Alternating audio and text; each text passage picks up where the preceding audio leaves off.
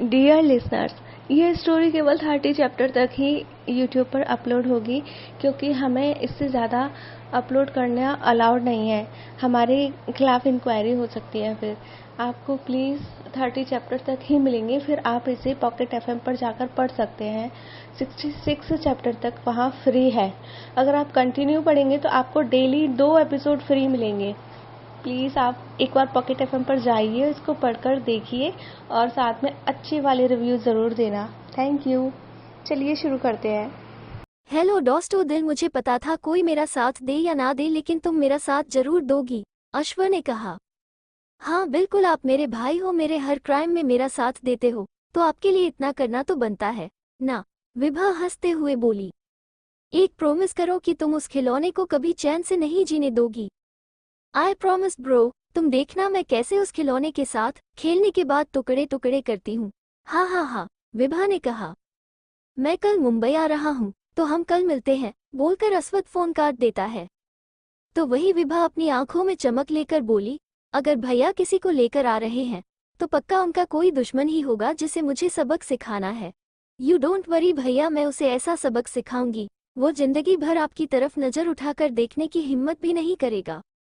दूसरी तरफ आदित्य जी बोले, मैं आपकी बात का सम्मान करता हूँ, मैं फिर भी आपसे कुछ नहीं ले सकता, आपके बेटे हैं, आप जो चाहे वो कर सकते हैं, लेकिन मैं यहाँ से एक भी रुपया अपने साथ लेकर नहीं जाऊंगा। अगर आपको अपने बेटे इतने ही पसंद है तो आप उन्हें अपने पास रखिए। प्रतीक जी आगे जाकर आदित्य को गले लगा लेते हैं और उनसे दूर होकर बोले, देखो आदित्य, हम सब एक जैसे हैं, न कोई छोटा है न कोई बड़ा है, तुम हमारे दोस्त हो और हम तुम्हारे दोस्त हैं, इसी नाते तुम्हारे बेटे हमारे बेटे हैं।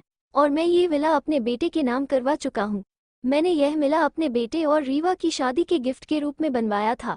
अब बेटा मुझे वापस मिला है तो उसका गिफ्ट न दूं, ये तो सरासर चीटिंग होगी। रोमिल आगे आकर बोले, हमारे घर की परंपरा है कि शादी हो जाने पर हम अपनी बेटी और दामाद को खाली हाथ नहीं जाने देते। मैं अपनी सारी कंपनी अपने बेटे के नाम करता हूँ और हमारा जब दूसरा बच्चा होगा तब तक हम और भी ज्यादा कंपनी और प्रॉपर्टीज बना लेंगे। अभी फिलहाल हम अपने पहले बेटे को ये सारे प्रॉपर्टी दे रहे हैं। आद्या आगे आकर बोली, बेटी के जेठ का भी बहुत बड़ा सम्मान होता है, हमारे था, इसलिए बेटा हम ये कार आपको देना चाहते हैं। प्रतिज्ञा आगे आकर बोली, बेटा ये हमारी एक कंपनी है, रुद्र तुम ये कंपनी संभाल लो, पीएलएस बेटा मना मत करना। कल्कि और रुद्र एक साथ बोले, आंटी अंकल आपका ये सब देना बेकार है, क्योंकि हम कल मुंबई जा रहे हैं। मुझे कॉलेज मुंबई अलर्ट हुआ है और मेरी पोस्टिंग मुंबई हुई है और मैं अपनी जॉब के बारे में आपको नहीं बता सकता। रुद्र की बात सुनकर आदित्य जी और कल्कि दोनों ही चौंक जाते हैं, क्योंकि रुद्र ने अभी तक घर में नहीं बताया था कि उसकी जॉब लग चुकी है। दोनों ही रुद्र को अजीब नजरों से देखने लगते हैं और अंदर ही अंदर इतनी बड़ी खुशी छुपाने की जुर्म में उसे कोसते रहते हैं। डोंट वरी बेटा, हमारा विला मुंबई में है। डोंट वरी बेटा, हमारी कंपनी भी मुंबई में है। और डोंट वरी बेटा, ये कार आपको कंपनी मुंबई में ट्रांसफर हो जाएगी। रोमिल, प्रतीक, आद्या और प्रतिज्ञा एक के बाद एक बोलते गए। आदित्य जी मान जाए ना, क्यों बच्चों की तरह जिद कर रहे हैं, आद्या बोली।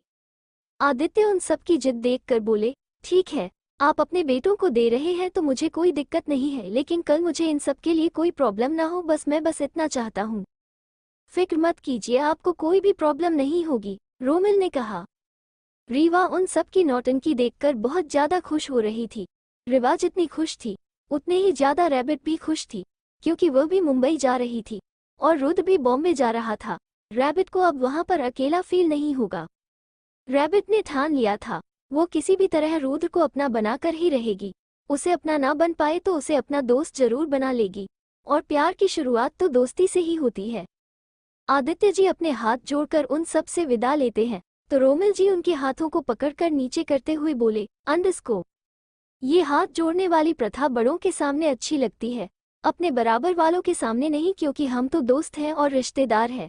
ना यहाँ कोई छोटा है और ना कोई बड़ा, हम सब बराबर है, बोलकर रोमिल आदित्य के गले लग जाता है। ऊपर से प्रतीक भी उनका हक कर लेता है। ये तीन दोस्तों की तिगड़ी जैसा लग रहा था। प्रतिज्ञा आद्या को गले लगाकर बोली, अगर आज आदित्य की पत्नी भी होती तो हम तीनों सहेलियां होती। रोमिल अपनी भारी आवाज में बोले, चलो आद्या, हमारी बेटी को विदा करने का वक्त आ गया है, हमें अपने कलेजे के टुकड़े को खुद से दूर करना ही होगा। रीवा अपने मन में बोली, ये पापा को क्या हो गया है? ये इतने ज्यादा सेठी क्यों हो रहे हैं? मैं इनसे हमेशा दूर ही तो रही हूँ, लेकिन आज मैं शादी करके जा रही हूँ, तो यह इतने इमोशनल क्यों हो रहे हैं? मुझे तो समझ में ही नहीं आता कि पापा को ये सब करना अच्छा लगता है या फिर किसी ड्रामे की रिहर्सल कर रहे हैं। आद्या खुद रोमिल की यह इमोशनल साइड देखकर इमोशनल हो जाती है। आद्या को लगा नहीं था कि रोमिल अपनी बेटी की विदाई के वक्त इतना ज्यादा इमोशनल हो जाएगा। रीवा भी अपनी आंखों में आंसू लेकर सुबकते हुए बोली, पापा पापा, सुबक सुबक पापा। हाँ मेरी बच्ची, तुम रो मत, तुम ज्यादा दूर नहीं जा रही हो मेरी बच्ची, तुम यही हो देहरादून में, तुम जब चाहे तब मुझसे मिलने आ सकती हो, नहीं तो जब मेरा मन करेगा मैं तब तुमसे मिलने आ जाऊंगा। रोमिल और भी ज्यादा इमोशनल होकर बोले। आद्या अपनी कमर पर हाथ रखकर खड़ी खड़ी अपनी नौटंकी पति और बेटी को देख रही थी। पापा, बेटी, पापा, मेरा बच्चा, पापा बोलकर रीवा रोमिल के गले लग जाती है। प्रतिज्ञा हैरान होकर आद्या से बोले, आद्या तू मुझे एक बात बता, तेरा ये राक्षस एक प्यारी सी बेटी में कैसे बदल गया? तेरे पास कोई जादू की छड़ी है तो मुझे भी बता, मुझे भी अश्व के ऊपर घुमाना है, उसे एक अच्छा बच्चा बनना है। मेरी रीवा के साथ एक डील हुई है, अगर वो रोमिल के सामने बेटी बनकर आएगी तो रोमिल और मैं उसे एक भाई या बहन देंगे। तो रेवा झट से मान गई, क्योंकि वो भी चाहती है उसके जैसा उसका कोई भाई हो या बहन। आद्या ने कहा, रीवा गई भी तुझ पर ही है, बोलकर प्रतिज्ञा जोर से हंस देती है। कुछ ही देर में रीवा अपने ससुराल के लिए निकल जाती। उसके साथ रैबिट भी थी, लेकिन रुद्र रैबिट को अपनी बाइक पर बिठा कर ले जा रहा था। उन पांचों के चेहरे पर एक मुस्कुराहट थी। सभी रीवा और कल्कि की शादी से खुश थे। एक चीज से सब अनजान थे, एक बहुत बड़ी मुसीबत उन सबका घर पर इंतजार कर रही थी। To be continue. I hope आप सबको एपिसोड अच्छा लगा होगा।